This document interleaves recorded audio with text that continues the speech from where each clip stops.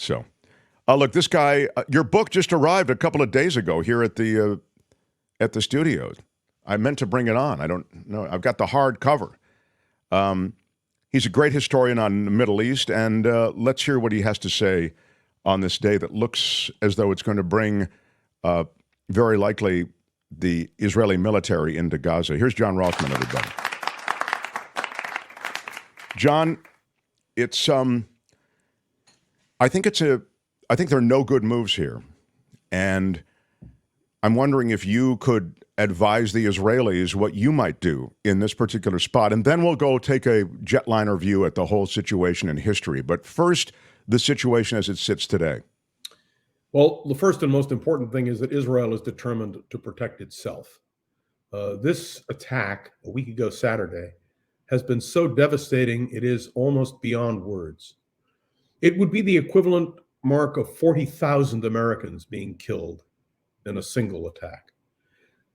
In my conversations with friends in Israel, there is not a single Israeli who does not know somebody or lost somebody. And now the announcement this morning that there are 199 hostages that the Israelis believe Hamas now holds. There is no good answer. And everybody needs to know this is a tragedy all the way around. We are told, and you're on top of the news as I am, that the President of the United States is planning to go to Israel this week. Why is the President going? Because he wants to make clear the American commitment to Israel.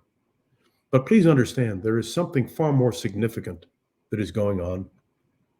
If Hezbollah in Lebanon, by the way, not Lebanon, but Hezbollah, which occupies southern Lebanon, begins to send rockets into Israel, they have, we are told, 150,000 rockets provided by Iran.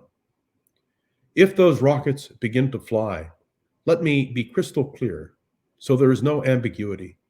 Iron Dome cannot shoot down that many rockets. Impossible.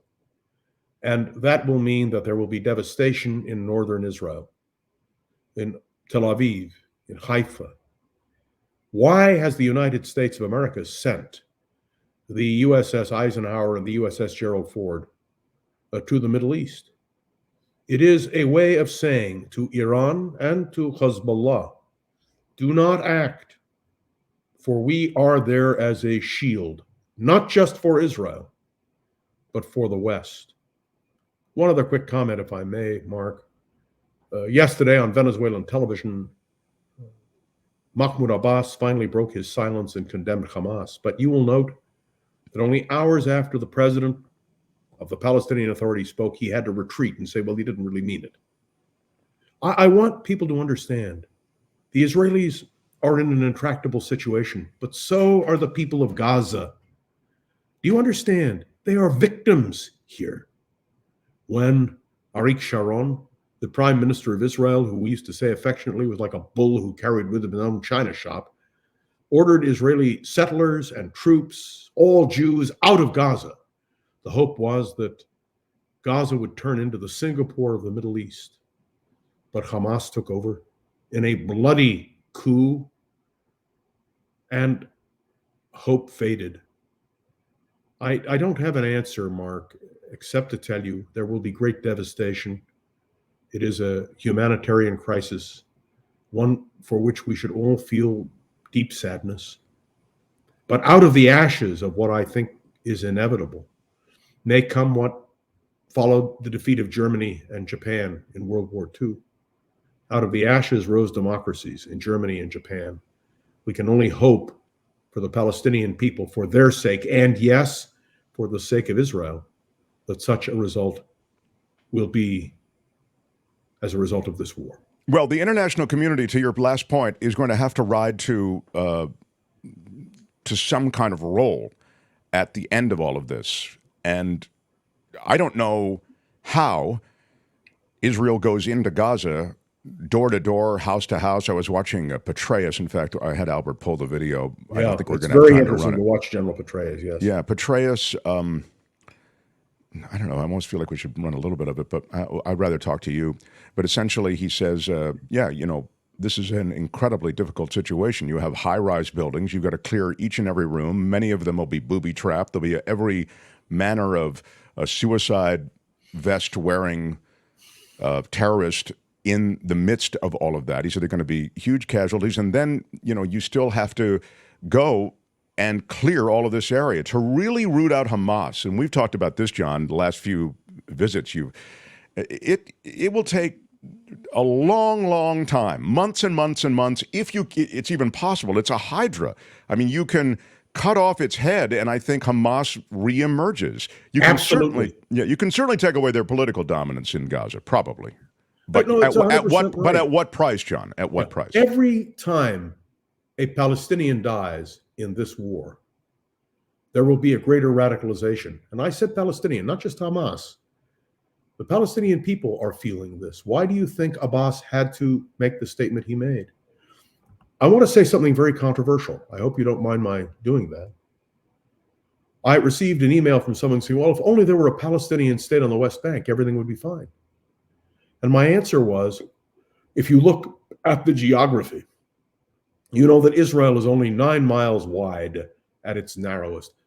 Mark, I know people who jog 9 miles every day.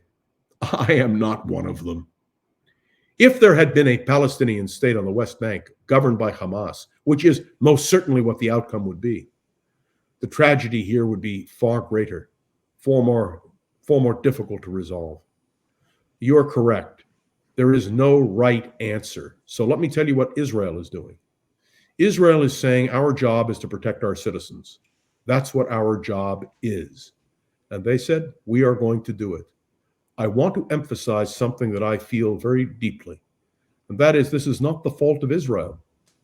It is the fault of Hamas. Imagine, please, if there had been a peaceful Gaza, governed by Palestinians who wanted peace and reconciliation, which was the goal of the Israeli withdrawal from Gaza. Imagine how history would have been different.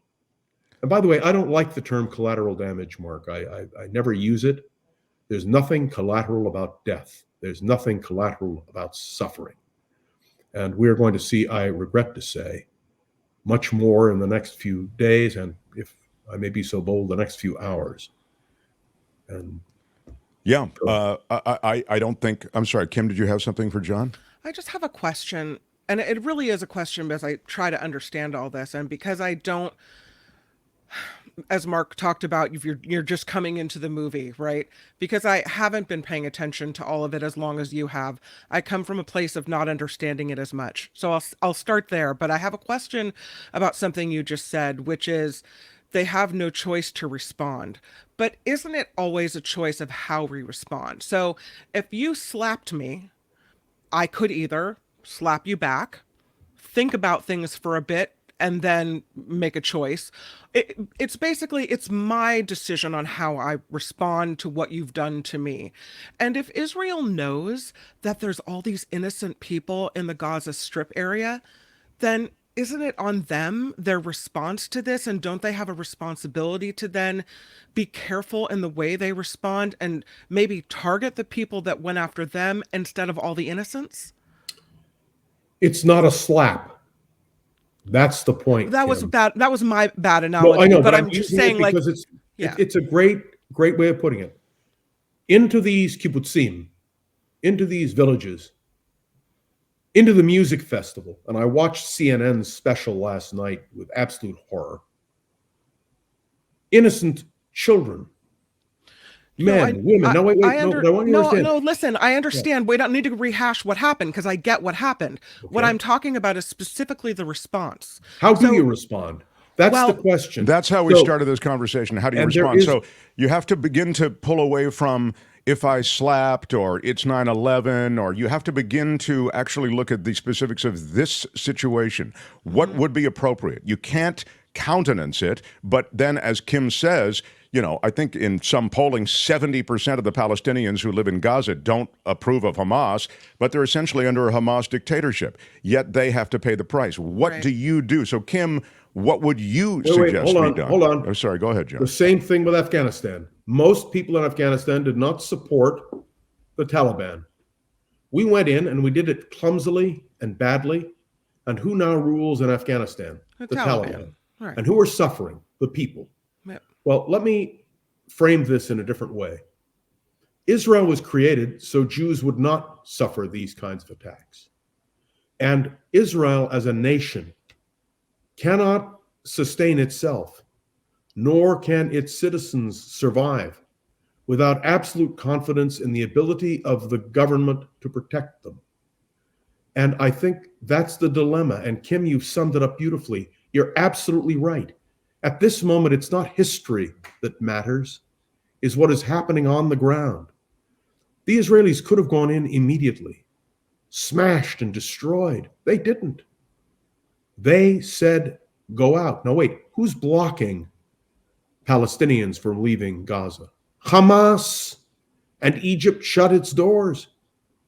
And, I can only tell you, it's not a solvable problem. I understand. But when you have Hamas using their own people as human shields, when you have that threat, how do you respond? What is the first obligation of every government? It is to protect its citizens. And may I tell you the trauma in Israel? Because Israel was created to protect its citizens, is the government failed. And I can assure you, when all is said and done in Israel, there will be a national reckoning. I know of no one who is happy about what has happened. Yeah. But when you consider, and I ask you all to consider this, when you consider that there is not a citizen of Israel who has not been affected by this, and somebody used the term revenge. No, I don't view it as revenge, even if somebody else calls it revenge. What is the first obligation? To secure the protection of your citizens. And so that is the challenge for Israel, and it's not easy. Can I just, one more, I'm so sorry. Sure. It's something that's been weighing heavily on me. Can you support Israel and feel awful about what happened in Israel and want Israel to be a country and to have its people be peaceful and happy and safe, while at the same time not wanting Palestinians to be killed, because most of the people in that country, from what I'm reading, are very young. There's a lot of children. Over 50% of the people in Gaza are under the age. So can you feel for both? And Yes. and sometimes if you say both sides of the conflict, well, people will say, well, there was only one side, but No. there isn't. There are two sides of the conflict, and there are two groups of people that are being hurt. And so is it possible to feel compassion for both sides without being labeled some type of sympathizer for one side or the other? Who were the people who were killed? And Mark pointed this out in his opening monologue. The people who were killed were people who primarily were peaceniks. Yeah. One of the women she was in charge of birthing children, Arab and Jewish. They didn't care. People in the kibbutzim who spoke Arabic, they didn't care. I'm going to say something that pains me, but when you're dealing with people who hate, people who have no compassion, I listened last night on CNN, the Hamas terrorists were laughing as they executed people, laughing as they threw hand grenades into the bomb shelters. I don't want to rehash the horror, but your question is a good one. Golda Meir once said something that I believe sums it all up beautifully. We can forgive the Arabs for killing our sons, but we cannot forgive them for making our sons kill their sons. That to me is the essence. No one rejoices in Israel over what is happening. And as Mark rightly pointed out, the ramifications of this are going to grow. I weep not just for Israelis. I weep for the people of Gaza who are victims. But if you ask me, who is responsible for what has happened? Hamas. Please note, I didn't say the Palestinians. I don't blame the Palestinians. If you never have a moment where someone stands up and says, enough. I know that you've done this horrible thing to me, unspeakable violence, but I choose not to react by killing innocent people. I choose not to react by, and this could be both sides. Is there ever a moment where someone's going to say enough with the killing? Yes. And because if you don't do that, then you're always going to get what you've always gotten, which is just more and more fighting Kim, and brutality. I remember the words of Menachem Begin, who set the standard for Israeli withdrawal, who said, no more killing, no more war, but it takes two to tango. If our listeners have not read the Hamas covenant, I urge you to do it. You can Google it. They believe in the protocols of the Elders of Zion, an international Jewish conspiracy. They believe in the death of Jews, not just Israelis. How do you deal? What do you do? And so you're right. You're right. I wish someone would stand and say, enough. Well, let me just put a specific face on a little bit of what Kim is asking about, and then I want to push back on one thing. But this speaks to what John is saying, and the idea somehow that, well, why don't you sit down? This is sort of the implication of what Kim is saying, and broker some kind of peace, some kind of arrangement, some kind of coexistence, even though this horror has happened. Kim is sort of saying, somebody's got to stop. I can challenge that on a million different levels, but I'm just going to play this one thing out because it's a fact that, and this speaks to what Rothmann is saying, when they were close to peace before, that's always when Hamas hits. When in the Oslo Accords, look at it, Google it, look it up. Google it. This is when Hamas begins a big flex. And so here, close to a Saudi arrangement with Israel that would normalize relations, you get a super flex. I mean, this is insane. As I've told you, we established in the first half hour, it way surpasses 9/11. It's being talked about in Israel as pogrom-like, Holocaust-like. And so you see that to sit down and begin peace talks, that's the very thing that provokes from a hate group this kind of terrorism. So you have to have this is why I say, excuse me, let me just finish my thought, John, and then I will turn it to you. This is why I say Israel's in a tough spot. And that's why I say to Kim, what do you want them to do? Yeah. And again, I get it. I don't want them to level Gaza. I know what I don't want them to do. I don't want them Palestinians to pay this price. I know I don't want them to do that. But I'm stuck if I'm an Israeli or if I'm the Israeli government as to what to do. And this has been a brutal government on the Palestinians, John. You will give me that. Oh, yes. Look, Mark, the simple answer is you're right. And Kim is right.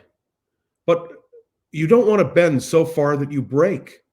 Hamas won't sit down and talk to Israel.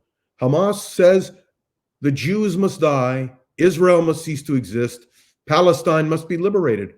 How do you reach a modus vivendi? The Israelis tried.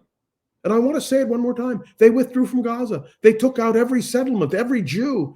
And the hope was that out of that would emerge peace. It didn't. And so I don't have an answer. Nobody does. But I can tell you one thing. There is a slogan in Israel, Ein Breira in Hebrew. It means no alternative. I think it's better than never again. Israel will not roll over in the face of terror. And if we want to end this, let the Palestinians throw Hamas out. Let them stand up and assert that. We want to have faith in Mahmoud Abbas, the president of the Palestinian Authority, who finally, more than a week later, says something, and then, because what he said offends the very people who he represents, has to retreat from it. You can't make peace with people who don't want peace. Peace is not in the lexicon of Hamas. So listen, I refuse to despair. I agree with Kim, absolutely. And I agree with you, Mark.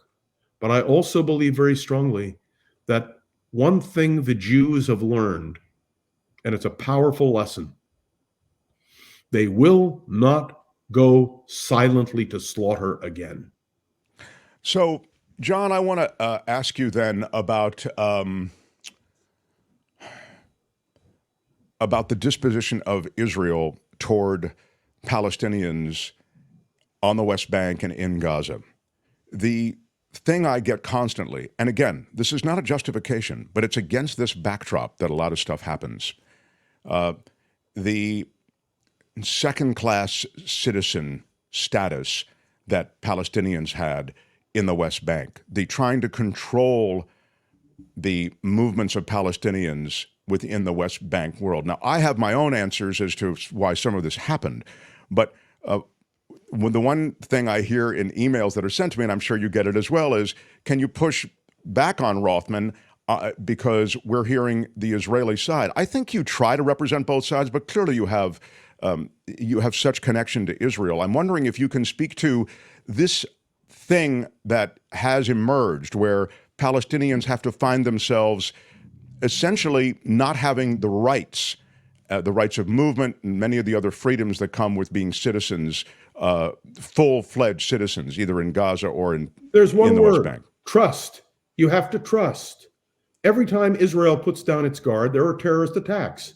I had a very good friend blown up on a bus in Jerusalem. Now, the Israelis are doing everything they can in a positive way. But my friends, remember the expression, it takes two to tango. If you're going to build trust, you have to have a partner with whom you can build trust. And that partner, regrettably, despite everything that Israel has tried, has not emerged. The polls in Israel show that more than 80% of Israelis would support the creation of a Palestinian state tomorrow if it would bring peace.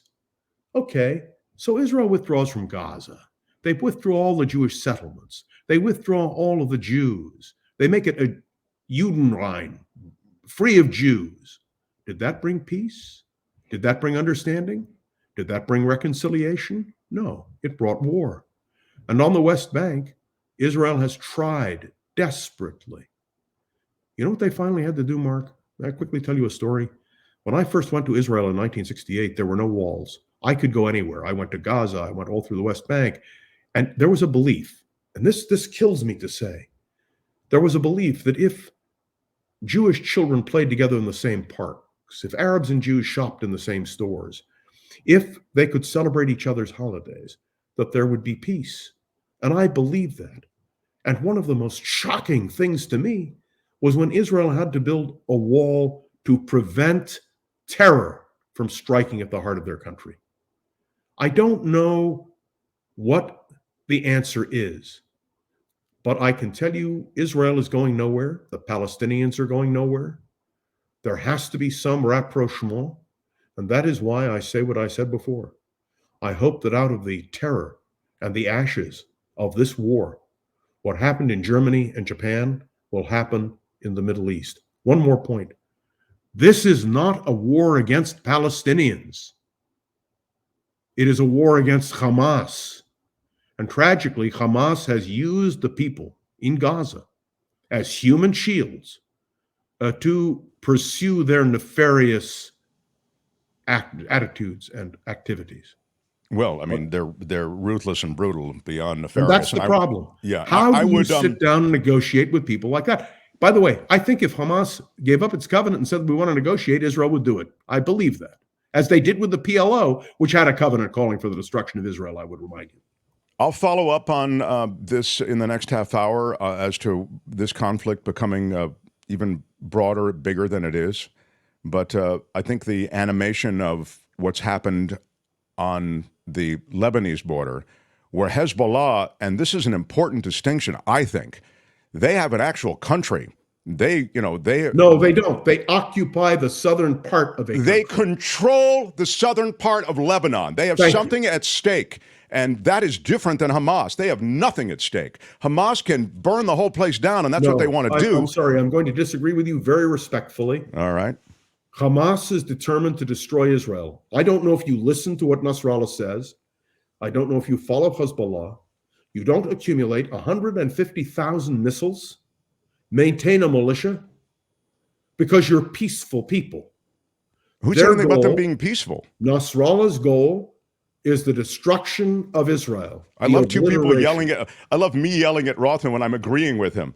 Can't you hear what I'm saying? I'm saying they control a part of Lebanon. They do, John, and so they have something even more at stake, if you will, than Hamas does. I mean, their agency here is strong, but I think for them to become involved, they could suffer a real loss, a loss of political control in southern Lebanon. I hope you're right. We don't have the Eisenhower and the Ford positioned where they are now because we believe that Nasrallah will provide a rational response, or that Iran will provide a rational response. There is a disconnect, Mark, between those who proceed rationally and those who proceed irrationally. And I can only tell you that when the Oslo Accords were signed in 1993, there was a rational basis for concluding that there might be a peace. It is not Israel which has prevented that peace. It is not Israel which has stood as an obstacle. The problem here is Israel doesn't have a war with the Palestinians. It has a war with those, including Hamas and Hezbollah, who favor their destruction. And I know it's hard for people to conceive, but that is what this is about. It is an existential threat to the survival of Israel. So let me be honest. Do you want to solve the problem? Let Israel disappear. That's what they say. Just let Israel disappear. And I want to guarantee you one thing. Absolutely. Israel will not disappear. And if they are forced to defend themselves and to fight back, Israel will, because they don't have a choice. You know what Golda Meir, it's funny, Golda Meir once said, we have no other place to go. And an Israeli general, just day before yesterday, used the same expression.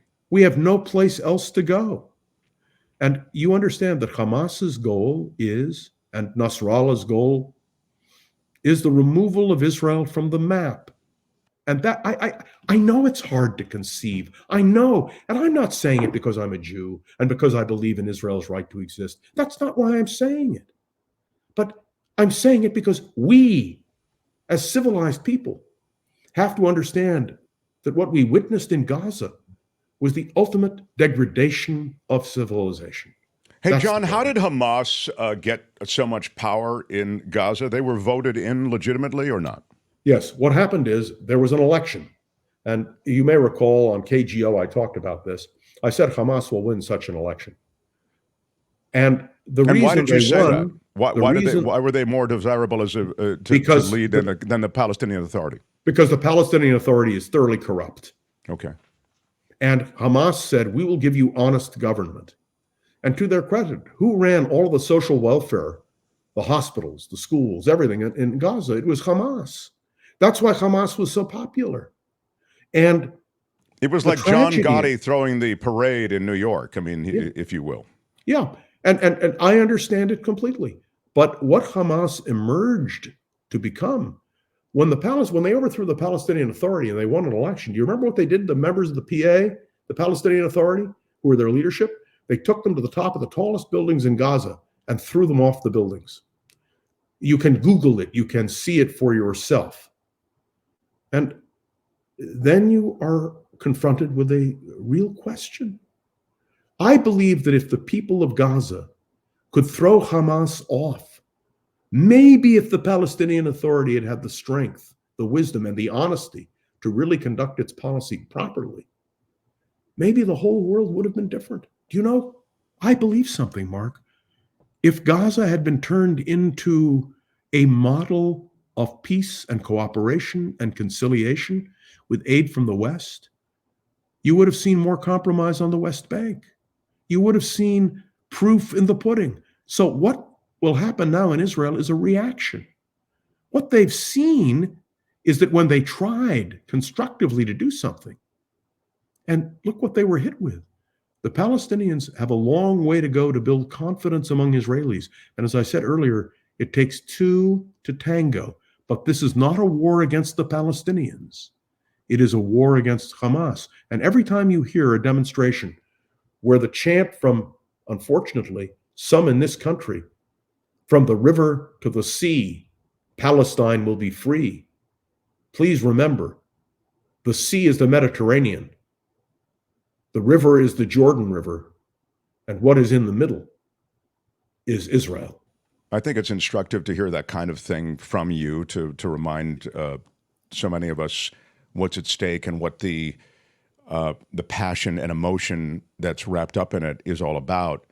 It is troubling, leaving all that out, it's troubling, or some of that out, that the bodies aren't even cold yet, and you see such strong protests in support of Palestine and Palestinians, given the fact that you don't even have anything really to, protest against yet when it comes to a military operation. Now, I think what they are protesting is what we were talking about before, which is Israeli disposition toward the Palestinians up to this point.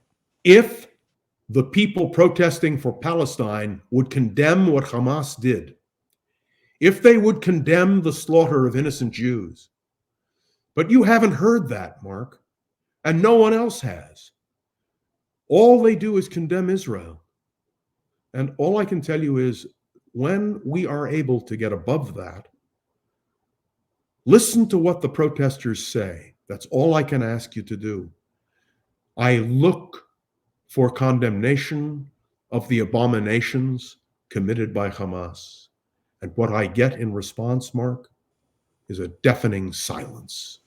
John, thank you. I will say this, that at the end of this, when I think there'll be a lot of dust and a lot of pain, I hope that the international community rides in to help the Gazans and help in sort of a Marshall Plan program to build a real democracy. If they can literally move Hamas out and get rid of Hamas, at least as a political force, that would be a great, great thing. John, we're going to talk on Wednesday. I really appreciate you squeezing us in. Thank you very much, Mark. And I'll be into your book by then. Your book arrived, and I'll get into it before I see you. And ladies and gentlemen, don't forget to support the Mark Thompson program. Oh, thank you, That's my advertisement. And you as well on Around the World with John Rothmann, the podcast that's daily. Thanks, pal. Hi, it's Mark, and I thought that was great. Hit the notification bell. You'll know whenever there's a new video being dropped, and please subscribe to our channel to help us save the universe.